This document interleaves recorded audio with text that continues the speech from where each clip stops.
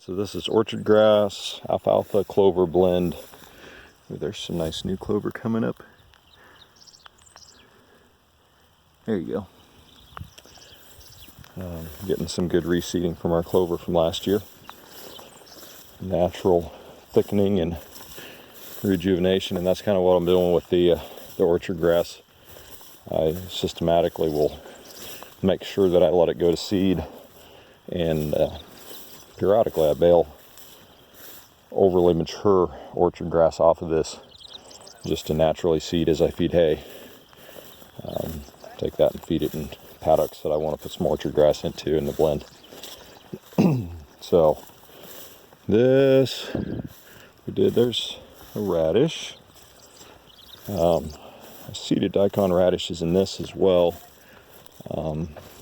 Didn't get nearly as good a stand, but I was playing with settings on the seeder at the time, so some of this I may have gotten, there's a few, I may have gotten the seeder set a little too tight and just not gotten much seed out in this section. So I do have quite a bit of bug damage on the alfalfa that's left, but that's starting to balance out. That's part of the transition to a blended ecosystem, and going away from monospecies. There's going to be cover, there's going to be bugs, but hopefully we should start seeing the good insects start to balance things out, and I definitely see positive insect life out here, I guess, put it that way.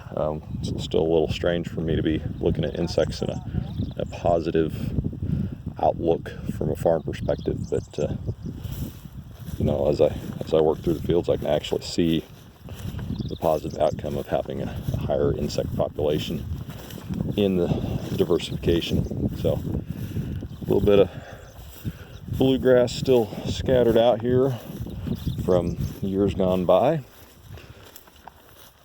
and this just makes a pretty good blend. We've got a lot of milkweed showing up out here, a lot of pollinator habitat and butterfly habitat, and some white clover in this section along with our little red clover. Just a really diversified environment compared to what we've traditionally had. And we'll utilize this sometimes as hay ground, and sometimes we'll just graze it. Working on trying to figure out how to utilize this better. We have a little drainage ditch over there, and then there's a creek down at the bottom here, but normally that creek is our only natural water source, unless it's rainy like right now for this paddock, and I need to get probably some artificial water set up for this paddock so I can manage it more intensively, but all in good time. So that's North Padock.